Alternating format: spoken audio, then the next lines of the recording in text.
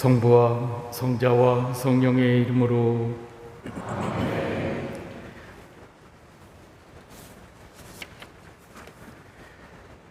하느님 우리 아버지와 주 예수 그리스도께서 내리시는 은총과 평화가 여러분과 함께.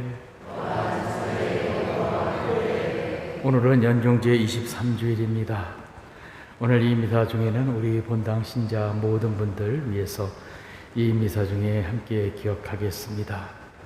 형제자매 여러분, 우리 구원의 신비를 합당하게 거행하기 위하여 먼저 한 주일 동안 주님과 또 이웃들에게 잘못한 우리의 죄를 반성합시다.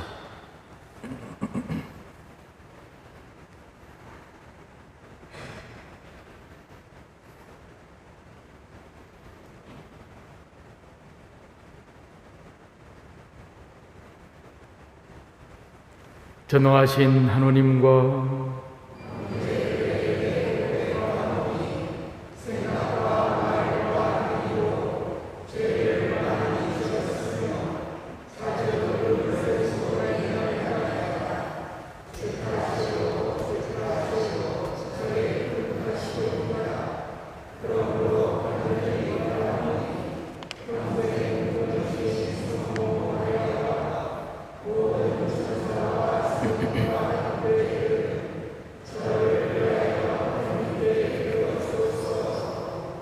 전능하신 하느님, 저희에게 자비를 베푸시어 저희를 용서하시고 영원한 생명으로 이끌어 주소서.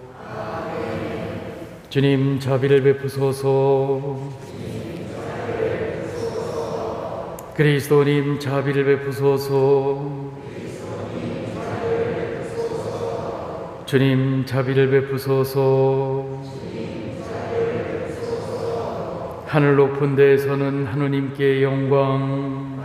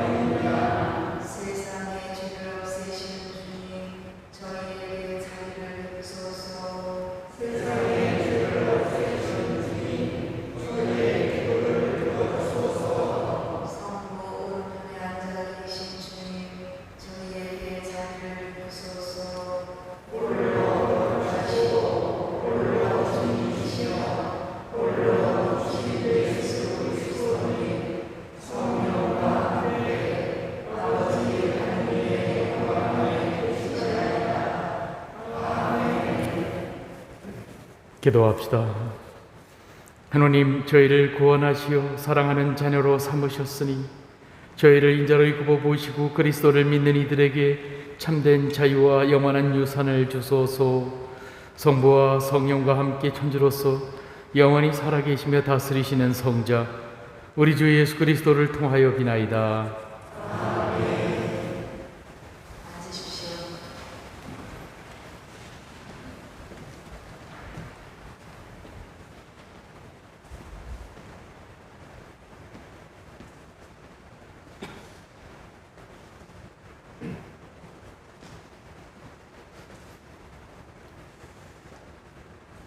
에제키엘 예언서의 말씀입니다. 주님께서 이렇게 말씀하신다. 너 사람의 아들아, 나는 너를 이스라엘 집안의 파수꾼으로 세웠다. 그러므로 너는 내 입에서 나가는 말을 들을 때마다 나를 대신하여 그들에게 경고해야 한다. 가령 내가 악인에게 악인아, 너는 반드시 죽어야 한다고 할 때 내가 악인에게 그 악한 길을 버리도록 경고하는 말을 하지 않으면 그 악인은 자기 죄 때문에 죽겠지만 그가 죽은 책임은 너에게 묻겠다. 그러나 내가 그에게 자기 길에서 돌아서라고 경고하였는데도 그가 자기 길에서 돌아서지 않으면 그는 자기 죄 때문에 죽고 너는 목숨을 보존할 것이다. 주님의 말씀입니다.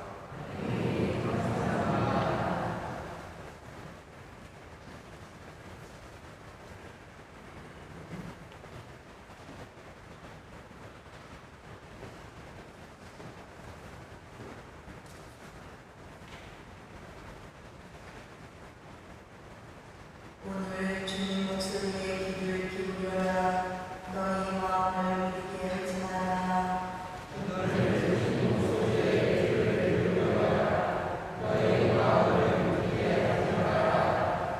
어서와 주님께 노래 부르세. 구원의 그 앞에 한 손을 내세.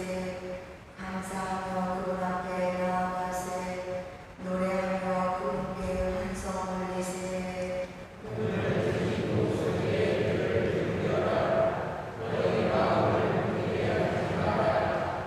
어서와 엎드려 경배해 드리세. 우리를 내신 주님 앞에 무릎 꿇으세. 그분은 우리의 하나님, 우리는 그분 목장의 백성, 그분 손이 이끄시는 양떼로세.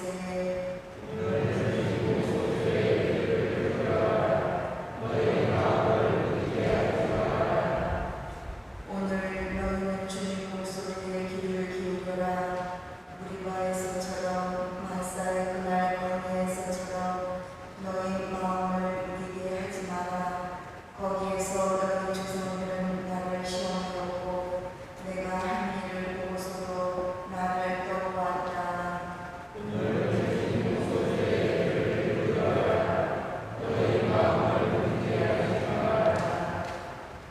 사도 바오로의 로마서 말씀입니다. 형제 여러분, 아무에게도 빚을 지지 마십시오. 그러나 서로 사랑하는 것은 예외입니다. 남을 사랑하는 사람은 율법을 완성한 것입니다. 간음해서는 안 된다. 살인해서는 안 된다. 도둑질해서는 안 된다. 담내서는 안 된다는 계명과 그 밖에 다른 계명이 있을지라도 그것들이 모두 이 한마디 곧 내 이웃을 너 자신처럼 사랑해야 한다는 말로 요약됩니다.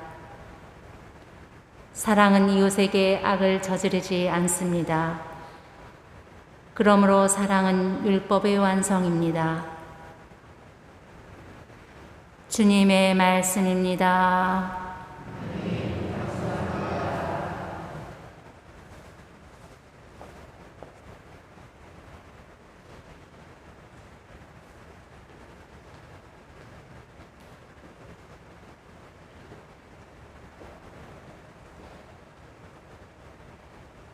일어서십시오.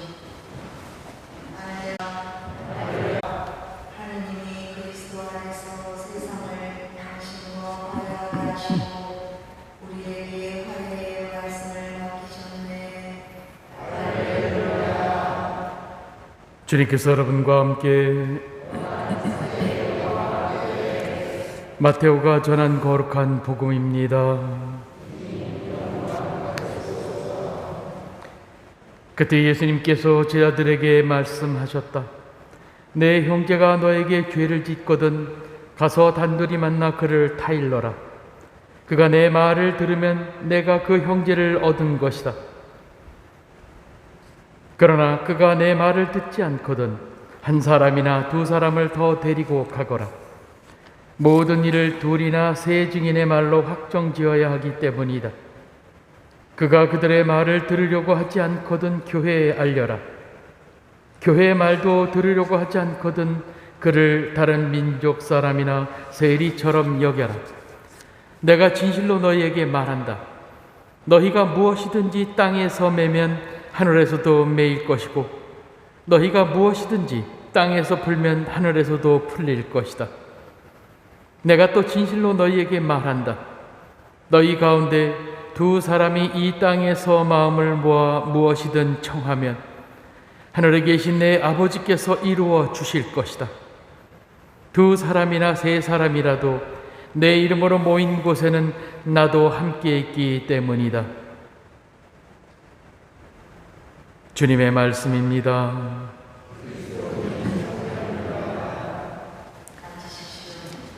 참 예수님, 형제자매 여러분, 한 주일 동안 안녕하셨습니까? 네, 잘들 지내고 계시죠? 혹시 끌려가신 분 계십니까? 저기 경위 되느라고 끌려가신 분 안 계시죠? 그래요. 아마도 우리 본당 신자분들 중에서는 아직은 그런 소식은 없는 걸로 알고 있습니다만은 각마다 우리 옆에 있는 본당이나 이런 데에서는 이제 확진이 돼서 또 이렇게 본당이 폐쇄가 되고 그러는 것들도 이제 슬슬 이렇게 나타나기도 하고 그러네요. 근데 우리가 정말 이 시대에서 정말 이렇게 생각해야 하는 것은 이런 전염병 시대에 또 목숨을 위협하는 또 두려운 그런 전염병 시대가 오니까 사람들이 가지고 있는 그런 속에 있는 것들이 참 많이 드러나서 어떤 면에서는 다행이라고 생각하고 어떤 면에서는 씁쓸하기도 해요. 씁쓸한 것은 아니 저 사람은 저러지 않은 줄 알았는데 라고 얘기하는 것들이 있고 또 다행이다라고 생각하는 것은 그것을 진즉에 알아서 참 다행이다. 더 큰 일이 터지기 전에 미리 알아서 다행이다라는 두 가지 측면이 항상 존재하고 있는 것이 아닌가 그런 생각을 해봅니다. 특히 이런 코로나19 사태를 이렇게 지켜보면서 여러분 여러 사람들이 많은 얘기들 하고 그렇습니다만 영국에 있는 그 의학 심리학계에서 심리학은 영국도 굉장히 강합니다. 근데 영국에 있는 그 심리학계에서 그런 발표를 한 것 논문이 나온 적이 있어요. 이 코로나19 사태를 통해서 이 사람들의 패턴들을 쭉 분석을 하다 보니까 재미있는 그런 결과가 나왔다라는 그런 겁니다. 그 중에 한 가지가 뭐냐면 마스크를 쓰지 않고 막 이렇게 사람들한테도 막 이렇게 하면서 이렇게 하는 과시하는 그런 사람들의 모습을 보면서 딱 그렇게 표현을 하더군요. 거기서는 뭐라 그러냐면 이기적인 사람, 자기 개인 중심적이고 이기적인 사람은 마스크를 쓰지 않는다라고 하는 겁니다. 조금 이해가 가시겠습니까? 왜냐면 내가 딴 사람들 다 마스크 쓰니까 나는 안 써도 된다라는 그런 생각이나 또는 나는 안 걸렸으니까 상관이 없다 이런 식의 개념을 가지고 있다는 것이죠. 공공이라고 하는 그런 개념이 없다는 그런 얘기예요. 함께 사는 무리에서 한두 사람이 그것을 벗어나는 행동을 하면 전체가 위험할 수 있다라고 하는 것입니다. 그거는 전쟁터에서도 나타나죠. 모두가 다 숨죽여서 싹 숨어 있는데 한두 사람이 떠들어. 어떻게 되죠? 다 죽어요. 그래서 슬픈 얘기들도 있잖아요. 아기가 우는 바람에 이렇게 저렇게. 이것은 우리 모두의 구원에 있어서도 역시 마찬가지입니다. 오늘 독서 1독서에서 에젤키야서에서 그런 얘기를 합니다. 말 그대로 주님 오늘 여러분들이 들으신 그런 독서를 얘기하면 사람들에게 경고를 해야 된다. 네가 만약 하나님의 말씀을 받고도 그것을 그 사람들에게 얘기하지 않았다면 그거는 너의 잘못이고 내 죄의 탓이다라고 이렇게 얘기를 합니다. 그러나 네가 그렇게 경고를 했는데도 불구하고 그들이 듣지 않거든 그들은 그들의 죄 때문에 죽겠지만 너는 면을 받을 것이다 라고 하는 것입니다. 에제키엘 예언서의 말씀은 상당히 우리 현대에서도 많은 영향을 미치고 있는 것이 사실입니다. 많은 신부님들이 어떤 목숨을 걸고 얘기하는 그런 어떤 얘기들이나 이런 것들에 대한 것도 마찬가지죠. 어떻게 보면 정치와 종교는 분리다라고 얘기하는 것은 전에도 한번 말씀을 드렸습니다만 착각이죠. 아니요, 잘못된 개념입니다. 누군가가 그거를 악의적으로 한국에서 바꿨습니다. 정교 분리라고 하는 것은 옛날에 중세 때에는 대부분이 가톨릭 교회였고 가톨릭 신자들이었고 당연히 가톨릭 신자가 아니면은 왕이라도 존재하기가 어려웠습니다. 그레고르 7세 때에 카노사의 굴욕이라고 하는 사건이 있었습니다. 아시는 분들은 아시겠지만 그레고르 교황님이 왕에게 파문을 내립니다. 왕에게 파문을 내리죠. 그래서 왕이 쫓겨납니다. 해직이 돼버려요. 그리고 난 다음에 그 왕이 교황님 별장에 와가지고서는 무릎을 꿇고 5일인가 일주일인가 무릎을 꿇고 비가 오거나 뭐 바람이 불고 그러는데도 땡볕에서 있다가 겨우 사죄를 받습니다. 그리고 다시 자기 집으로 돌아갈 수가 있었죠. 그런 시대에 많은 추기경들이나 많은 주교들이 정치적인 일들을 같이 맡고 있었습니다. 총리라든지 이런 직책들 실제로 지금에 있는 행정직을 맡고 있었습니다. 그러다가 보니까 이 사이에서 혼동이 온 것이죠. 교회가 그 국가 같은 그런 모습으로. 그래서 그 이후에 교회가 그것에 대해서 반성을 하면서 천주교의 성직자가 된 사람은 절대로 행정가나 정치가가 될 수 없다라고 하는, 그런 요직을 맡을 수 없다라고 하는 그런 것을 교회법에다가 명문을 하게 되었던 것입니다. 이것을 정교 분리라고 얘기하는 겁니다. 교회의 성직자가 정치가 아니라 교회 행정 조직의 장이나 이런 것들을 맡으면 안 된다라고 하는 것이죠. 거기에 따라서 신부님들은 당연히 행정이라든지 또는 정치가라든지 이런 거로 나가지는 못합니다. 그렇다고 해서 말을 하지 말라라고 하는 얘기가 아니죠. 직책을 맡지 않는다라고 하는 것일 뿐입니다. 왜냐하면 거기에 대한 폐단이 너무나 컸기 때문에. 삼총사 얘기가 그런 얘기죠. 거기에 보면 레실리오 치기경이라는 사람이 굉장히 정치적인 그런 모습으로 많이 나오죠. 중세 때가 그랬습니다. 그거에 대한 교회의 반성이라고 생각하시면 될 겁니다.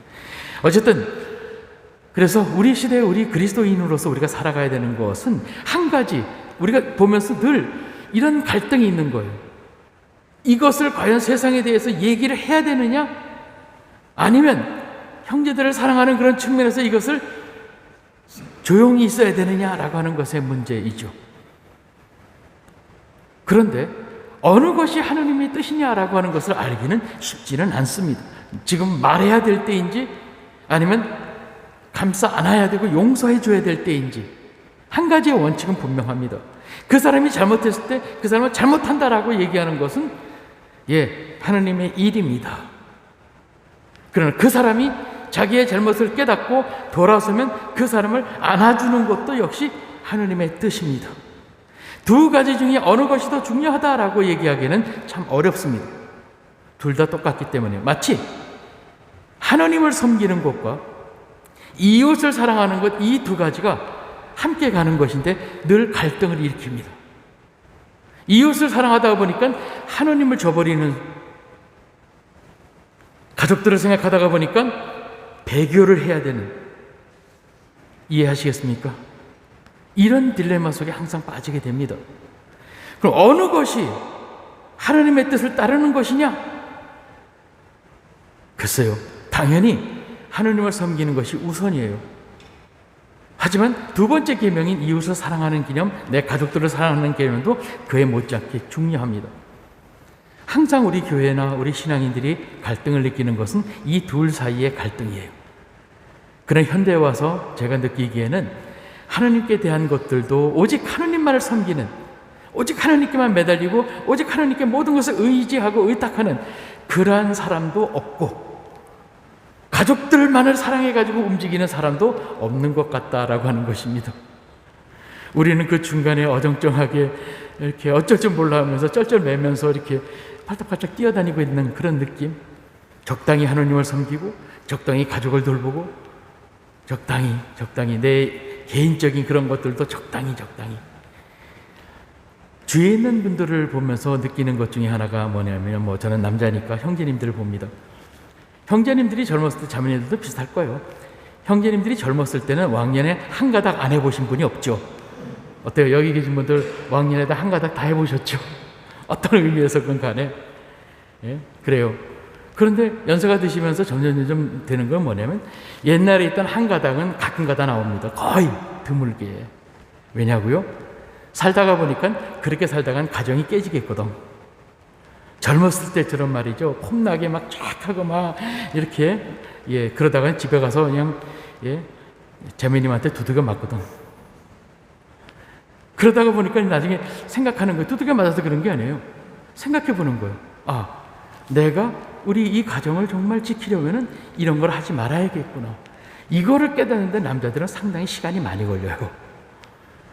어렸을 때도요, 남자아이들은 좀 다르죠. 물론 안 그런 분도 계시지만 꼭 사고 쳐가지고 다리 몇 번씩 부러뜨리고 팔 부러뜨리고 이러고 다녀. 그죠? 꼭 그래요. 하던 일 또 해가지고 또. 근데 그러다가 보면 어느 날은 또 그걸 해치고서 또 이겨내고 해내요 또. 그런 도전의식도 있죠. 그것이 또 어떤 면에서는 남자아이의 또 특징이기도 해요. 뭐 여자아이라고 그러지 않는 법은 없습니다만 그것이 좀 더 두드러진다는 그런 얘기입니다. 어쩌면 이것이 뭐 여러 가지 의미를 가지고 있습니다만은 그래요. 그러다가 몇 번 부딪히고 또 그러다가 보니까는 안 되겠거든요. 그래서 이제는 오빠라는 소리 듣는 거를 점점 이렇게 없어져 가는 거죠.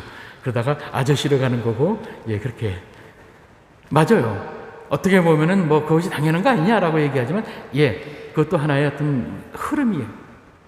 우리 신앙도 역시 마찬가지죠. 과거에는 나만을 생각하고 내가 이렇게 했던 어떤 것들이 나이가 먹으면서 점점 우리라고 하는 그런 개념들이 더 강해지는 것이 맞아요. 이것을 보수라고 얘기하는 거예요. 그렇죠. 그래서 어떤 면에서 우리가 신앙생활을 이렇게 갖고 살아가면서 늘 느끼는 것은 내가 하나님의 뜻대로 이것을 하는 것과 내가 내 가족들을 사랑하고 이렇게 하는 다른 사람들을 사랑하는 이 두 가지가 부딪히는 것이 나이가 먹으면서 점점 모호해지면서 부딪히지는 않는데 그렇다고 어느 쪽으로 확 따라가지도 않는 그런 묘한 모습으로 바뀌는 것도 또한 사실입니다. 여기에서 한 가지 우린 생각해야 돼요. 양쪽 끝을 다 날카롭게 하십시오. 그럼 계속해서 내 안에 부딪힐 건데 어떻게 할 겁니까? 그것은 그때마다 하나님의 뜻을 따라서 내 이웃들에게 그것을 선포해야 될 때와 그러지 않고 그들을 감싸 안을 때를 주님께서 가르쳐 주십니다.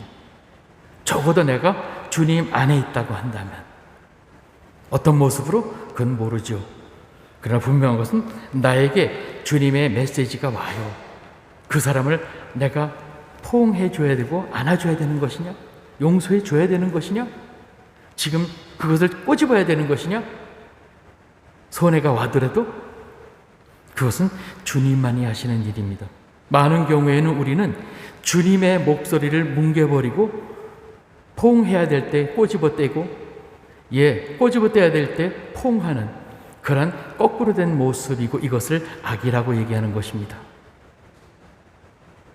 주님의 성령께서 우리에게 하라고 시키는 대로 그대로 가십시오. 그것을 거스르는 어떠한 것도 욕심에서부터 나오는 것입니다. 모든 것이 우리가 살아가는 우리 그리스도인의 삶 안에서 오직 주님의 뜻대로라고 하는 것이 맞는 말이죠. 그러기 위해서 내가 세례를 받았기 때문입니다. 항상 모든 일에 있어서 이 두 가지의 끄트머리가 주님의 뜻대로 선택될 수 있기를, 내 이익이 아니라 내 개인적인 그런 것들이 아니라 하나님의 뜻대로 이루어질 수 있을 때, 그때 비로소 우리는 주님께서 마지막으로 말씀하신 이 말씀을 깨달을 수 있을 겁니다. 둘이나 셋이 내 이름으로 모이는 곳에 나도 함께 있겠다. 이 얘기가 뭡니까? 주님이 계시는 그곳은 천국입니다. 그리스도인의 천국은 이렇게 온다라고 하는 것을 이야기하고 있어요. 항상 주님의 뜻을 따르십시오. 그리고 그곳에서 천국을 만들어 가십시오. 코로나19로 인해서 모든 사람들이 다 격리되고 서로 각자 살아갑니다. 그러나 어떤 사람들은 그것을 내가 병에 걸릴까봐 이런 걱정하고, 내가 혹시 병을 퍼뜨릴까봐, 이 두 걱정이 항상 부딪히잖아요. 그죠? 답답해가지고 확 해버리고 싶은데 이 많은 사람들을 위해서 내가 그걸 참는 것은 애덕이고 두 번째 해당하는 것이죠. 그렇다고 해서 내가 해야 할 일들을 전혀 못하고 살아가는 것, 이것도 또한 아닌 것입니다. 어떻게 하면 정말 이웃들에게 주님의 말씀을 전하고 주님의 뜻을 전할까라고 하는 이 생각도 함께 걸어가는 것이다 라고 하는 것입니다. 미사를 빠진다 하는 그것이 문제가 아니에요. 미사에 온다 안 온다가 문제가 아니라 내 마음 안에서 주님이 사라진다 안 사라진다라고 하는 것이 문제인 것이죠. 집에서 더 열렬한 마음으로 미사는 못 나가지만 평화방송이나 이렇게 미사를 보면서 매일 미사책을 보면서 정말 열심한 마음으로 기도하는 그 모습은 분명히 주님과 함께하는 모습이죠. 오직 했으면 우리 교회 안에서 그런 경우에 심령성체라고 하는 그런 얘기도 나오지 않습니까? 실제로 소아데레사 성녀의 경우에는 미사에 참석하지 못했어요. 주일날. 왜냐하면 아프신 수녀님들을 돌봐드리는 일을 맡았는데 그 일을 맡다가 보니까 미사 참석을 못한 거예요. 아니, 성녀가 주일 미사 참석을 못해? 그런데요, 그 성녀에 대한 그런 기록에 보면 재미있는 기록이 있어요. 소아데레사 성녀가 그 병실에서 간호를 하고 있는 중에 얼마나 열심히 기도를 했는지 짐작을 하실 만하죠. 갑자기 공중에서 손이 나타나더니 성체를 영해주고 사라지더라는 얘기입니다. 이해하시겠습니까? 그래서 그때부터 심령성체라고 하는 그런 개념이 교회 안에 자리를 잡습니다. 소아데레사 성녀, 그전에도 이전에도 있었지만 특별히 더 그렇습니다. 얼마 되지 않았어요. 지금으로부터 한 200년밖에 안 됐어요. 그죠? 그렇습니다. 이런 개념들을 본다고 한다면 그렇다고 해서 주일 미사를 빠지라는 얘기가 아닙니다. 이렇게 부득이하게 빠질 때에도 내 마음은 그 시간에 주님과 함께하는 그 자리에 있어야 한다라고 하는 것은 분명합니다. 그래서 우리가 살아가는 이 시대에 이 부딪히고 있는 이것들을 보면서 정말 주님의 뜻을 찾고 그대로 그것을 용기 있게 실행할 수 있는 것들은 매우 중요합니다. 어떤 곳에서는 예배하고 이렇게 하는 것이 주일미사 나오고 하는 것이 미사는 아닙니다만 그것이 하나님을 섬기는 것이다 라고 얘기하고, 한쪽에서는 아니 그러지 않아도 하나님은 어디서든지 다 있는데 왜? 라고 얘기해. 이런 시기에 맞아요. 그런 것입니다. 비록 내가 떨어져서 그것을 하지 못하고 있는 그 순간에도 그렇게 하셔야 되는 거예요. 글쎄요, 여러분들에게 그냥 드리는 말씀입니다만, 옛날에 아프리카 후원 때문에 아프리카 여행을 다니고 그럴 때 비행기 속에서 주일을 맞이하는 경우가 있었어요. 부득이 교구장님께서 빨리 교구에서 가서 좀 상황을 알아보라는 것 때문에 날아간 적이 있었는데, 비행기 안에서 미사를 드린 적이 있어요. 제자리에서. 옆에 있는 사람들이 신기하게 이렇게 쳐다보고 있었죠. 촛불은 당연히 켜지 못하고 그냥 책 놓고 조그만 미사 도구를 가지고 다니니까 미사를 드리면서 굉장히 많은 걸 생각했었어요. 그 첫 번째에 나온 것은 갈등이었어요. 그냥 미사를 해 아니면 대송 바치고 말어? 근데 신부가 있고 좀 미사 도구가 다 있는데 대송을 바치는 건 또 아니잖아. 또 이건 또 거짓이잖아요. 그 펼쳐놓고 조그맣으니까 펼쳐놓고 그냥 앞에서 이렇게 혼자서 미사를 드리고 그러면서 참 은총도 많았던 그런 기억이 납니다. 그것도 한번 그렇게 하고 나니까는 어디서든 책상 앞에서든 차 안에서든 그냥 미사를 드릴 수가 있더라고요. 그리고 그것이 힘이 되더라는 그런 얘기입니다. 여러분들도 마찬가지라고 생각합니다. 비록 미사를 드리지는 못하더라도 그래도 그 시간에 내가 거기에 함께 내 마음이 있다라고 하는 것들은 매우 중요한 것이죠. 그곳에 바로 천국이 있다라고 하는 것을 잊지 않았으면 좋겠습니다. 또 내 형제 자매들을 위해서 내가 그것을 두려워해서 조심하고 또 조심하는 이것은 매우 중요한 것이기도 합니다. 어떤 것이 더 나은지 어떤 것이 더 필요한지는 주님의 뜻대로라고 이렇게 말씀을 드려야 되겠어요. 항상 주님만이 여러분을 움직이는 그런 동기가 될 수 있었으면 좋겠습니다. 그리고 그것이 그리스도인으로서 내가 가지고 있는 고민이자 특권이다라고 하는 것들도 잊지 않았으면 좋겠습니다. 여러분이 하는 그 일들이 주님 앞에서 빛나게 될 것이라고 믿습니다. 여기 있는 모든 분들에게 성령께서 지혜를 주셔서 당신의 말씀을 따라서 살 수 있는 그런 용기를 주실 수 있도록 기도드립니다.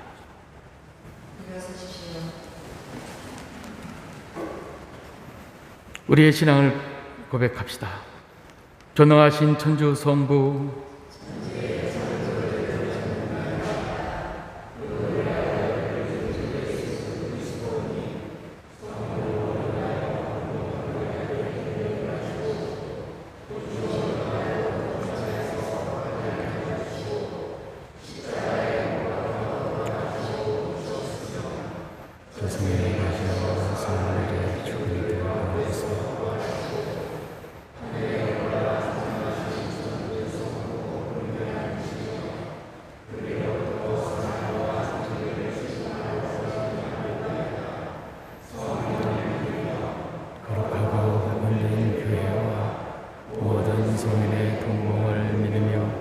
죄 용서와 육신의 부활을 믿으며 영원한 아멘. 형제자매 여러분, 두세 사람이라도 마음을 모아 무엇이든 청하면 이루어 주시겠다는 하나님 아버지께 우리의 정성을 다하여 기도드립시다. 교회를 위하여 기도합시다. 전능하신 주님, 주님만을 믿고 모든 것을 의지하는 교회를 돌보시어 마음을 모아 주님께 청하며 반드시 들어주신다는 확신을 가지고 사랑의 균형을 충실시키며 살아가게 하소서. 주님, 저희의 기도를 들어주소서. 세계 지도자들을 위하여 기도합시다. 자비하신 주님, 세계 지도자들에게 자연과 환경을 사랑하는 마음을 심어주시어 지구 자원을 함부로 다루지 않고 공정과 존중의 자세로 겸허히 함께 나눌 수 있게 하소서. 주님, 저희의 기도를 들어주소서. 세상의 모든 어버이를 위하여 기도합시다.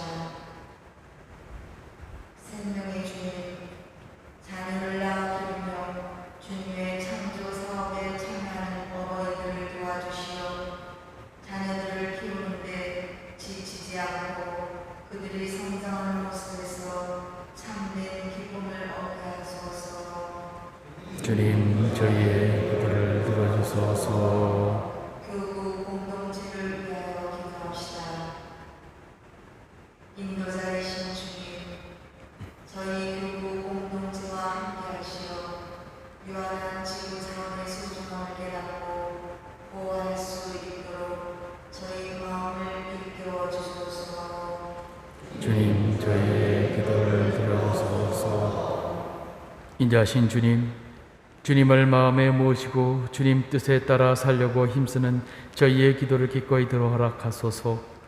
이 모든 기도를 마리아를 통하여 우리 주 예수 그리스도 이름으로 비나이다. 앉으십시오.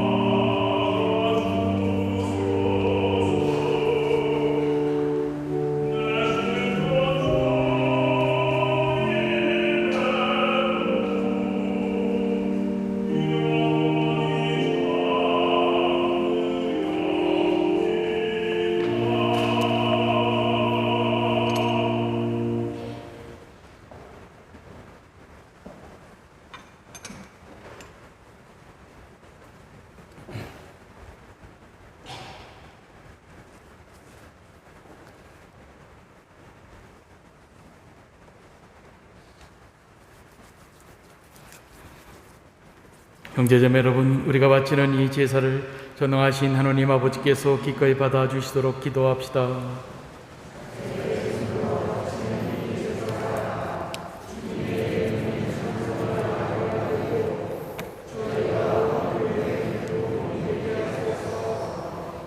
하나님, 저희에게 참된 믿음과 평화를 주셨으니 저희가 예물을 바쳐 지극히 높으신 하나님을 합당히 공경하고 거룩한 제사에 참여하여 온 마음으로 이 신비와 하나 되게 하소서.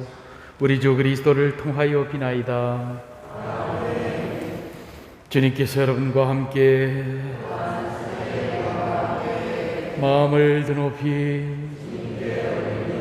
우리 주 하나님께 감사합시다. 거룩하신 아버지, 전능하시고 영원하신 주 하나님, 언제나 어디서나 아버지께 감사함이 참으로 마땅하고 옳은 일이며 저희 도리어 구원의 길이옵니다. 아버지께서는 죄로 말미암아 흩어진 인류를 성자의 피와 성령의 능력으로 다시 한 가족이 되게 하시고 삼위의 일체를 본받아 모인 백성이 주님의 지혜와 사랑을 찬미하는 교회요 그리스도의 몸이며 성령의 궁전이 되게 하셨나이다. 그러므로 저희도 천사들의 무리와 함께 주님을 찬미하며 기쁨에 넘쳐 큰 소리로 노래하나이다.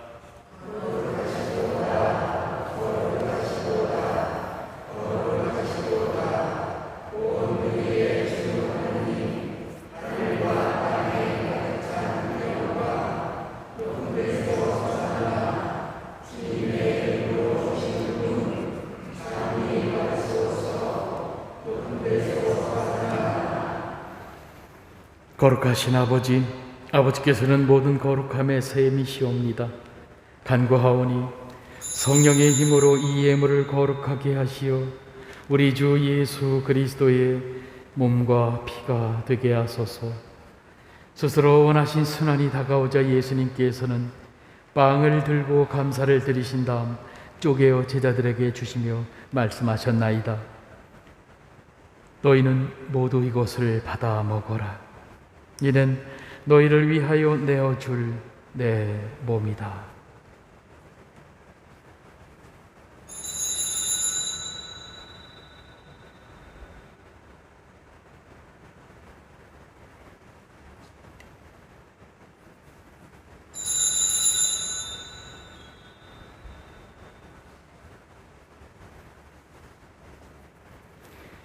저녁을 접수시고 같은 모양으로 잔을 들어 다시 감사를 드리신 다음 제자들에게 주시며 말씀하셨나이다. 너희는 모두 이것을 받아 마셔라. 이는 새롭고 영원한 계약을 맺는 내 피의 잔이니 죄를 사하여 주려고 너희와 많은 이를 위하여 흘릴 피다. 너희는 나를 기억하여 이를 행하여라.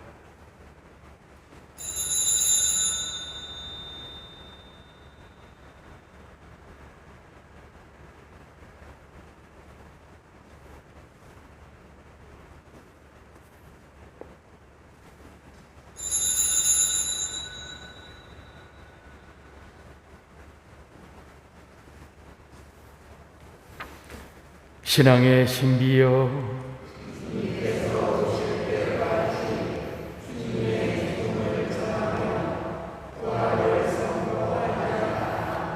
아버지, 저희는 그리스도의 죽음과 부활을 기념하며 생명의 빵과 구원의 잔을 봉헌하나이다.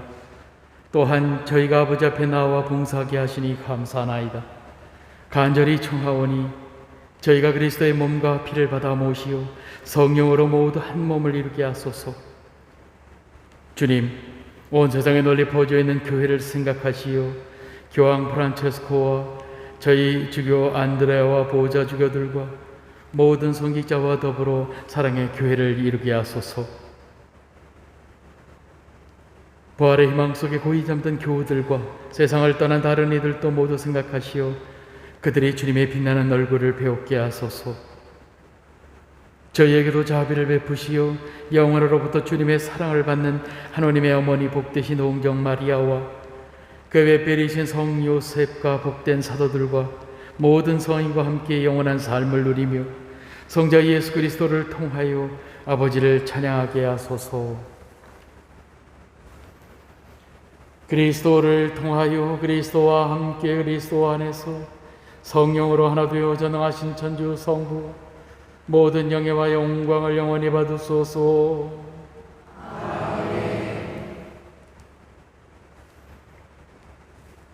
하나님의 자녀되어 구세주의 분부대로 삼가하려오니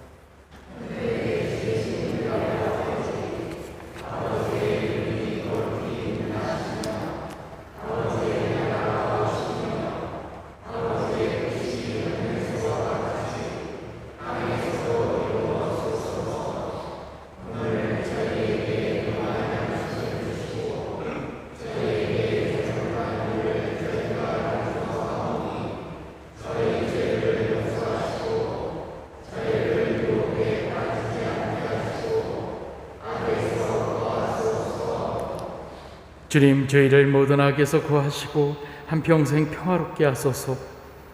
주님의 자비로 저희를 언제나 주에서 구원하시고 모든 시련에서 보호하시어 복된 희망을 품고 구세주 예수 그리스도의 재림을 기다리게 하소서.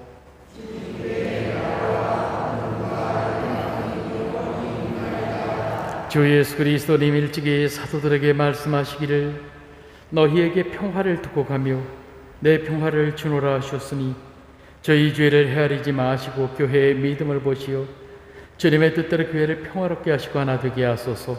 주님께서는 영원히 살아계시며 다스리시나이다.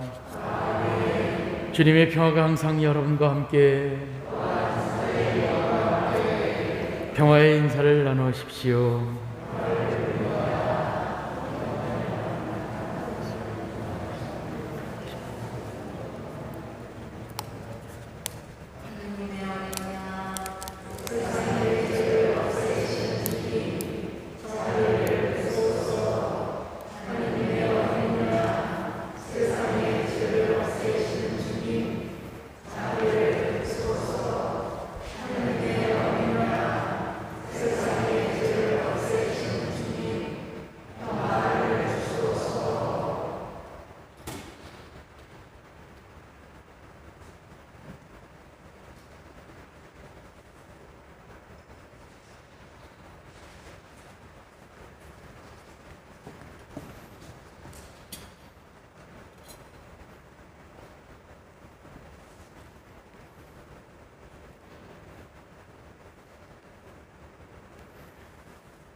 보라, 하느님의 어린 양, 세상의 죄를 없애시는 분이시니 이 성찬에 초대해 받으리는 복되도다.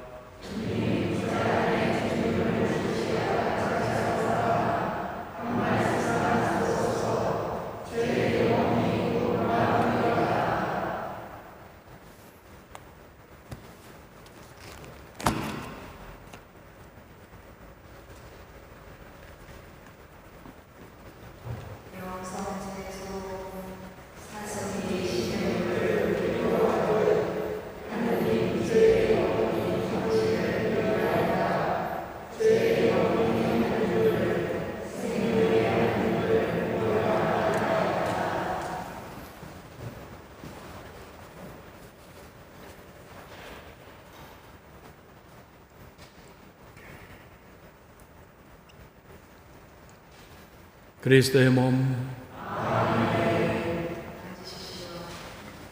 대열 생체 교회에 있는 앞사람과의 교합을 유지하여 한 줄로 나오시고 아멘은 각자 침묵 중에 합니다.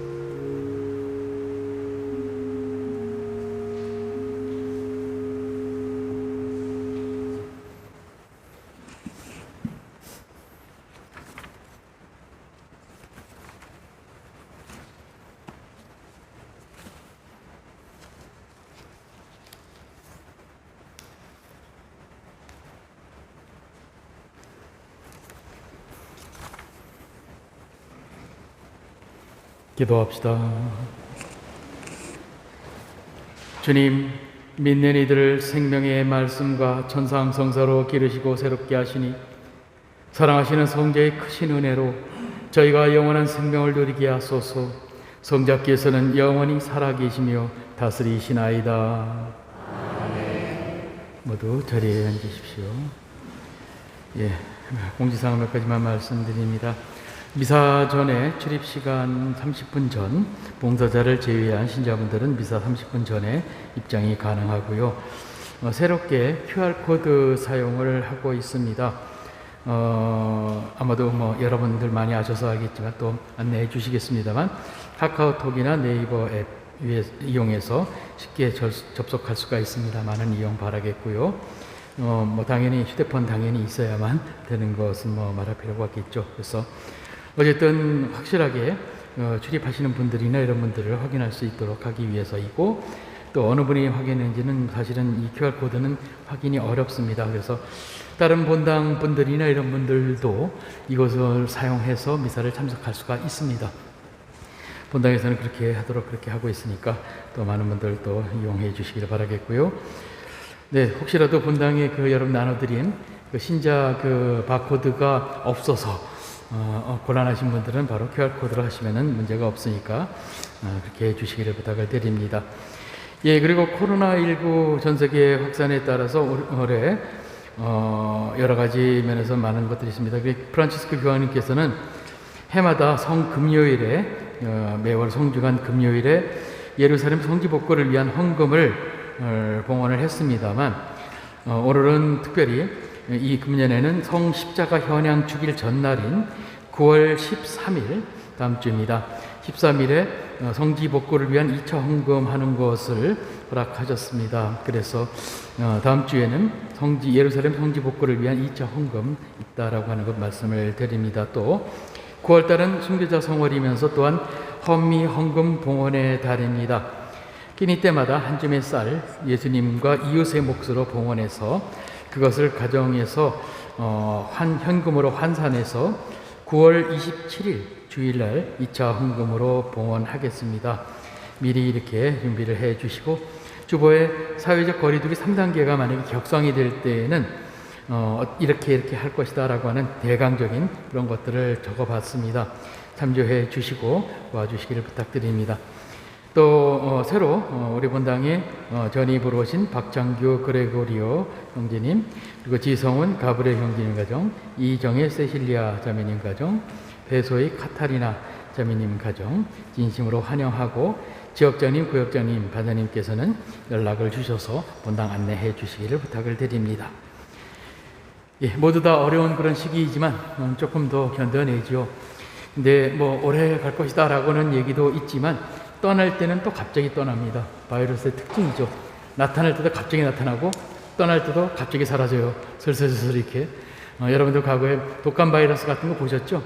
어느 날 갑자기 슬슬슬 사라져버리죠. 조건이 안 맞으면 또 안 됩니다. 그렇기 때문에 우리가 조금만 더 참고 견디고 또 이웃 사랑을 통해서도 그렇게 할 수 있었으면 참 좋겠다. 이것도 또한 구원의 한 부분이다 라고 하는 것. 그리고 가능하면 여러분들 혼자 있고 그런 시간을 따분해하고 답답해하지 말고 이 시간을 이용해서 무엇인가를 하는, 주님을 위해서 여러분의 성서를 읽든지 뭐를 하든지 이런 식의 시간으로서 만들어 가시기를 바랍니다. 넷플릭스나 또는 TV나 이런 것들 보시느라고 눈이 쏙 빠져가지고 날밤새서 기도도 하나도 못하고, 오히려 어떤 분들 그런 분들도 봤어요. 코로나19가 오고 난 다음에 기존에 했던 그런 생활 패턴들이 다 두들겨 깨져가지고 기도할 시간에 텔레비전 보고 있고 밥도 언제 먹었는지 기억도 안 나고 막 이상한 그런 모양이다 라고 이렇게 얘기를 하는데, 그건 스스로 만드는 것이겠죠. 그죠? 집에서 있어도 내가 신앙생활하고 기도하고 하는 것은 나의 의지입니다. 그것을 이제는 벌써 몇 개월이 지났는데요. 아직까지도 그러고 있으면 안 되죠. 그래서 답답하다라고 하는 것이 아니라 이 기회에 읽지 못했던 그러한 또 성서나 또 이런 것들을 보면서 이렇게 또 여러분들이 주님에 대한 지식과 이런 것들을 쌓아가는 그 시기들을 정말 필요로 한다라고 하는 것을 잊지 않았으면 좋겠습니다. 어제 문득 이렇게 보니까 정도전과 정몽주에 대한 얘기가 나오더라고요. 거기에서 그런 얘기가 나오더군요. 두 사람 다 심여살이를 하는데요. 심여살이 아시죠? 부모님이 돌아가셔가지고 3년 동안 상을 지낸 최초의 우리 한국 땅에서 최초로 심여살이 하신 분이 아마도 정몽주 선생일 텐데요.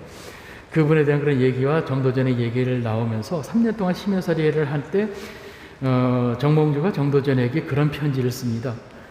이 시기를 그냥 허송세월이라고 생각하지 말고 책을 읽고 부모님을 더 생각하고 또 이런 것들을 하면서 살으라고 얘기를 합니다. 그 3년 동안의 시간 동안에 정도전은 조선을 꿈꿨습니다.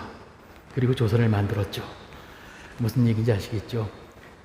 정몽주는 자기 심연생활 3년 동안 자기의 학문의 모든 것들을 그때 만들었다라고 얘기를 합니다. 한 번쯤 우리도 생각해 볼 필요가 있어요. 이 시기가 답답하고 어쩔 수 없이 꼼짝없이 이런 시간이 아니라 은총의 시간으로 만드는 것은 순전히 여러분의 몫이다 라고 하는 것도 잊지 않았으면 좋겠습니다. 모두 일어나십시오. 주님께서 여러분과 함께 전능하신 천주 성부와 성자와 성령께서는 여기 모인 모든 이에게 강복하소서. 주님을 찬미합시다.